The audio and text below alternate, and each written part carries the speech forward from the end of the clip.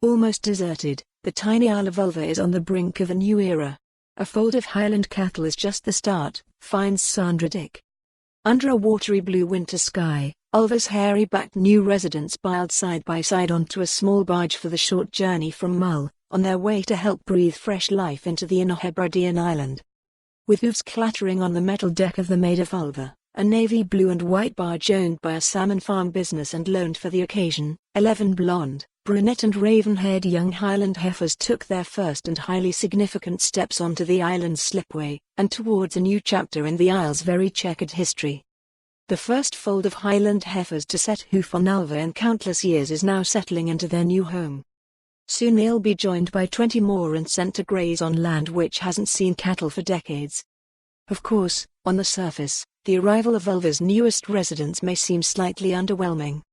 However, for Islanders, the Ulva fold signifies the first gentle steps towards restoring an agricultural presence on an island where dozens of farmers, boat builders, merchants, carpenters, weavers, blacksmiths and tailors once worked, and where, until a few weeks ago, just 6 people remained.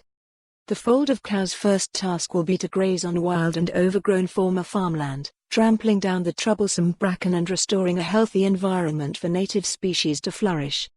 Eventually it's hoped the fold will play a key role in attracting new farmers, a small but vital part of a larger plan to rejuvenate an almost deserted island which was once home to almost 900 people. Indeed, the pioneering cows are a small but significant sign that Ulva's rebirth, sparked by a community land buyout in 2018, is gradually taking shape. This is the first stepping stone, says Wendy Reed, Ulva's recently appointed development manager who arrived on the island in September to boost the number of residents to 7. It's significant and symbolic to have animals coming back to Ulva. This is the first step towards bringing agricultural beasts back and using them to improve the conditions of the productive land on the island.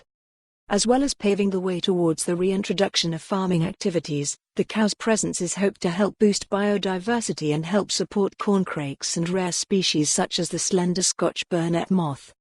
Subtle signs of activity on Ulva come 18 months after the island celebrated a controversial £4.65 million community ownership deal largely funded by public money.